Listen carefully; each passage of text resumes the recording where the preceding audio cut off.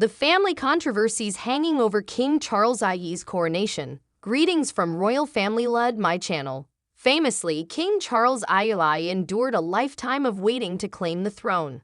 The true royal task, which entails navigating controversies and complex familial dynamics that could impair both his reign and the monarchy itself, begins with his coronation this weekend. If they are not carefully managed, past and current difficulties with Prince Andrew, Prince Harry, Meghan, the Duchess of Sussex, and even his wife, Camilla, might overshadow the incoming king's leadership. Thank you. Please subscribe to my channel. The British Monarchy in Consumer Culture co-author Sally Otten stated that the royal family is one of the most visible and shaky aspects of the Crown's overall brand. She continued, "Managing people is difficult."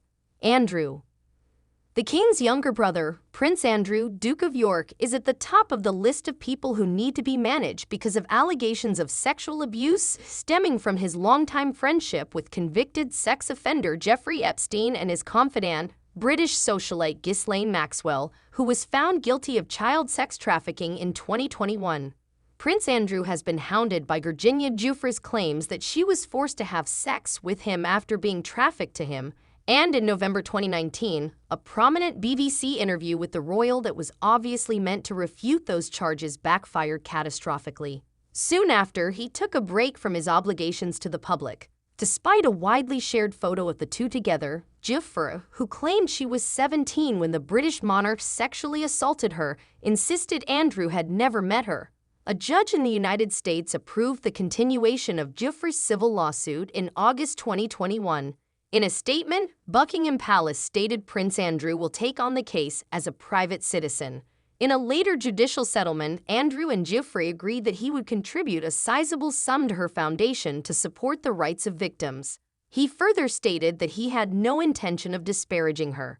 In an act of ruthless and humiliating damage control, Queen Elizabeth deposed her second son of his military patronages and titles in 2022. A royal source informed NBC News at the time that as a result, Andrew can no longer refer to himself as His Royal Highness in any context and has renounced 12 military titles and more than 100 patronages.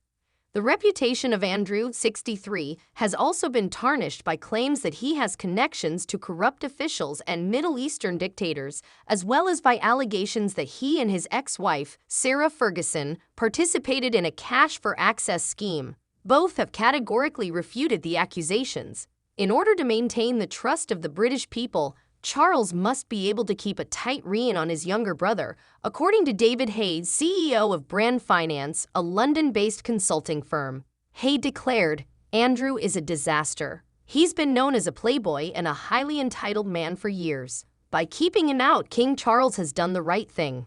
William and Meghan. The royal family has experienced scandal in recent years, but Andrew is not the only prince to be involved. Prince Harry, Charles' youngest son, has also. On January 8, 2020, Harry and his wife, Meghan, announced their resignation as active royals in a move that the British tabloids called Megxit. The pair, who have since moved to California, have given a number of fiery interviews in which they have discussed their decision and attacked the monarchy and the nation's tabloid press. Harry, 38, also wrote a candid book titled Spare, in which he claimed his older brother, Prince William, had physically abused him. He also alleged that the royal family was uncaring, disconnected, and biased in some way.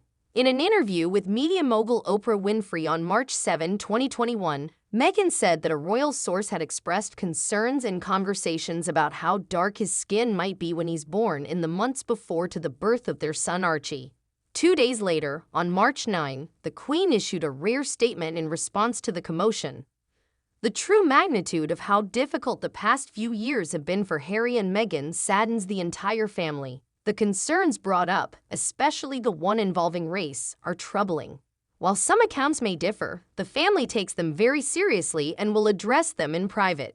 During a school visit in London on March 11, Prince William responded to a reporter's query by declaring, "We are very much not a racist family."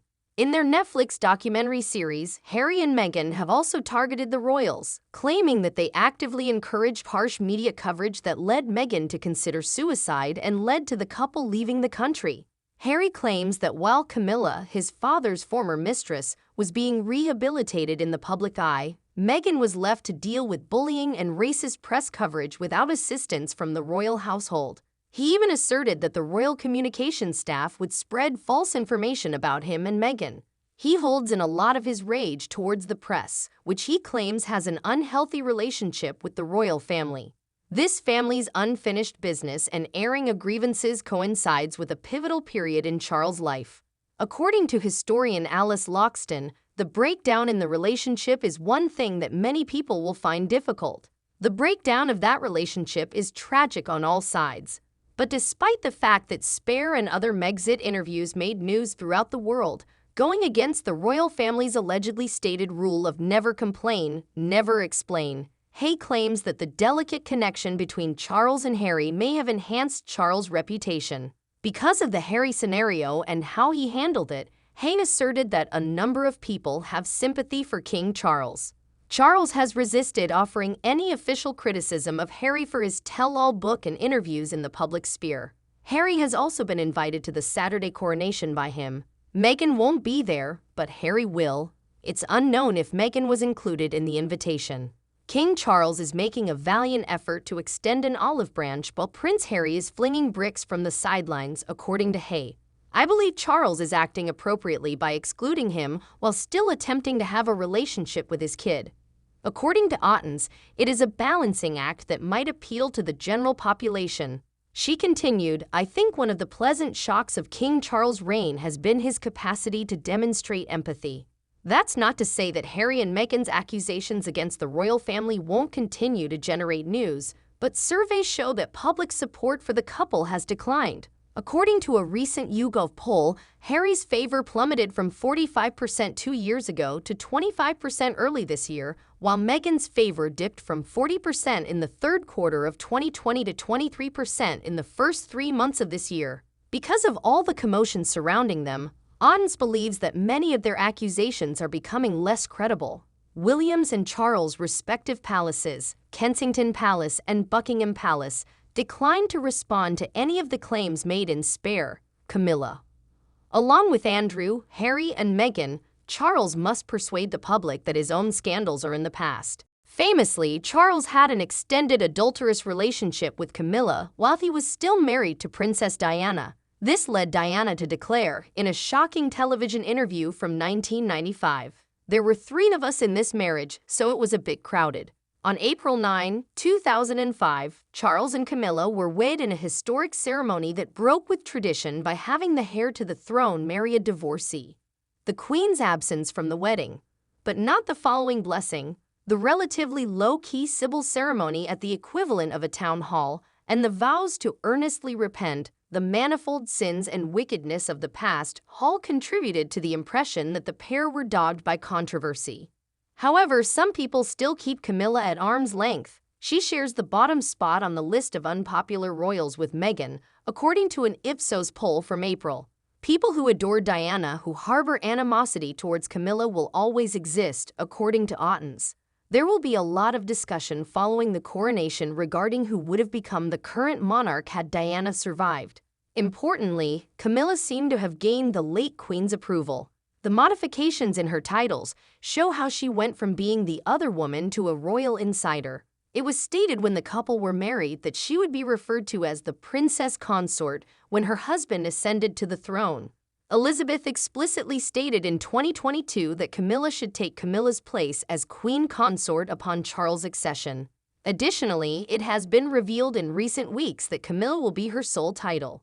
Surveys indicate that Charles is not as well liked as his immensely popular mother, Elizabeth, was as he gets ready for the coronation. 86% of people polled in the spring of 2022 by Ipsos expressed satisfaction with the work Elizabeth was doing. According to an Ipsos survey done last month, 49% of Brits polled said Charles is doing a good job as king, while 32% said he is doing neither a good nor bad job. Charles might, however, be faring better than many had anticipated.